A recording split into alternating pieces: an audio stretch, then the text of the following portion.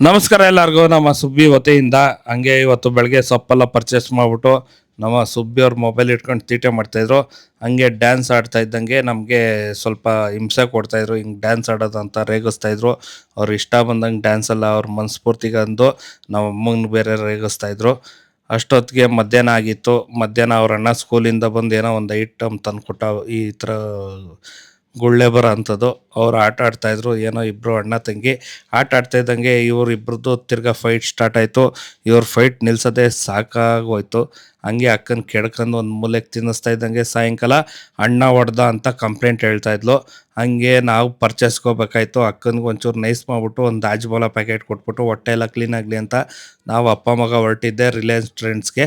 ಅಲ್ಲಿ ಹೋಗ್ಬಿಟ್ಟು ಇವನಿಗೆ ಬಟ್ಟೆ ಬ್ಯಾಲೆನ್ಸ್ ಇತ್ತು, ಇವನದೊಂದು ಬಟ್ಟೆ ತೊಗೊಂಡು ಅಲ್ಲಿಂದ ಮನೆಗೆ ಬರೋ ಅಷ್ಟೊತ್ತಿಗೆ ಅಣ್ಣ ಊಟ ಮಾಡ್ದಲ್ಲೇ ಕೂತಿದ್ದ. ಏನಕ್ಕೆ ಅಲ್ಲಿ ಮೇದಿದ್ದ. ಇವ್ರದ್ದಂತೂ ಸಂಕಷ್ಟ ಗೊತ್ತಾಗ್ತಿಲ್ಲ ನಮ್ಮ ಸುಬ್ಬಿ ಅವ್ರದ್ದು. ಇವನು ಅಣ್ಣ ರೆಡಿಯಾಗಿ ಈ ಥರ ಇತ್ತು. ಸ್ನೇಹಿತರೆ ಹೆಂಗಿತ್ತು ಬಟ್ಟೆ ಅಂತ ಹೇಳಿ.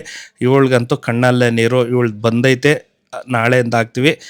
ಅಲ್ಲಿಗೆ ಎಲ್ಲರಿಗೂ ಶುಭರಾತ್ರಿ. ನಾಳಿನ ವಿಡಿಯೋದಲ್ಲಿ ಸಿಗೋಣ. ಬಾಯ್ ಸ್ನೇಹಿತರೆ.